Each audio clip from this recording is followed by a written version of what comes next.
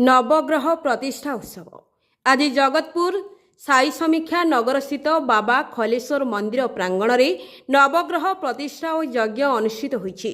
आधुनिक मनीष को आध्यात्मिक चिंताधारा रे आनिबा पई स्थानीय पिलामानंक उद्योग अत्यंत स्वागतयोग्य बोली विभिन्न महलरू आशीर्वादर छुआ छुटिबारे लागिछि। ए कार्यक्रम में पूर्वतन कॉर्पोरेटर तथा बीजेडी वरिष्ठ नेता श्रीजुक्त नवकिशोर स्वाई, सीएमसी डेप्यूटी मेयर सुश्री दमयंती माझी योगदान देथिले।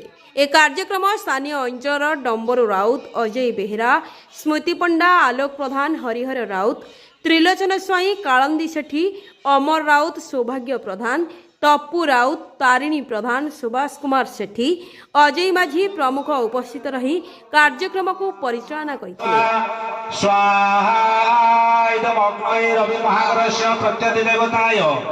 कार्यक्रम शेष में विश्वरंजन महांती समस्त को धन्यवाद अर्पण करथिले। जगतपुर सुकांत महापात्र रिपोर्ट ओड्रा ओडिया। आम घर हूँ जगतपुर भुवनपुर नुआसाई जगतपुर कटक। 2018 मसीहा नवेम्बर मास रू पूजा आरंभ कर ठाकुर तो महिमा बहुत अनेक। ये बाप पूजा करते 2001 मसीह बापा देहांत है 2019 मार्च रे बापांकर देहांत है। तापर मंदिर समस्त दायित्व बहन करिया पड़ुची। पाखापाखि आमर खैरा ग्रामर पिला भी बहुत हेल्प करछंती। तांकरी सहयोग रे आमर मंदिर नवग्रह बसिकी समस्त ब्राह्मण देवता द्वारा मंदिर प्रतिष्ठा करा जाउची। मंदिर उन्नति ये जो स्थानीय लोकंर सहायता रही ग्रामर इमामनगर ग्रामर पिला सहयोग रही व्यतीत आउ कौन प्रकार सहयोग अच्छी समस्त मंदिर आमर साई समीक्षा नगर भितर मंदिर साई समीक्षा ग्रामर लोक पुड़ावर ग्रामर लोक भी बहुत सहयोग करछंती।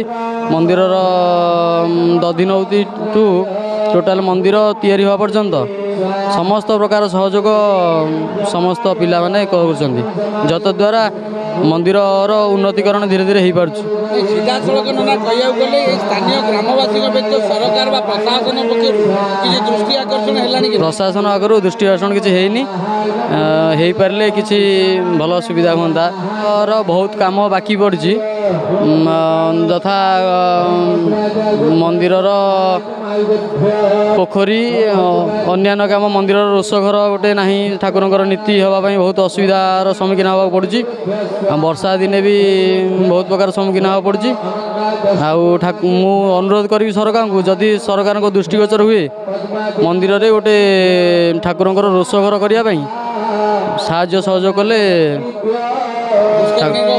पुष्करणी उन्नति ता सहित रोष घर व्यवस्था कले समस्त भक्तर उन्नति कामना हम महाप्रभुर। सीधा सड़क कहवा गले ए पाखापाखि अंचल भितर गोटे आमर छोट मंदिर रही जार मंदिर अधिष्ठात्री देवता होती महादेव खलेश्वर, जोटि कि प्रशासन कौन प्रकार दृष्टि पड़ुनी। स्थानीय आमर इमाम नगर पिला माने जोटि कि निजे चांदा करी एवं निज स्वच्छ इनकम रु किसी देई मंदिर को आज आगे नौचंती एवं सेमानक मुहर सुनिबा जे सेमाने सरकार पाखरु दीर्घ 25 वर्ष सरकार ये मंदिर पाई कौन करछंती, आगामी दिन से सरकार पाखरु कौन आशा करुछंती सीधा सड़क बाहर पचारिबा। पिला माने तांको स्वल्प इनकम रु केमिति मंदिर को चलाउछंती एवं आगामी दिन में कौन से चिंता करछंती सरकार तांको बा मंदिर प्रति कर्तव्य रही। जोटी आज सारा ओडिशा रे विभिन्न मठ मंदिर को उन्नति करा जाउची। पर्यटन विभाग देखंतु, सांस्कृतिक विभाग देखंतु, सबु विभाग दृष्टि दउची।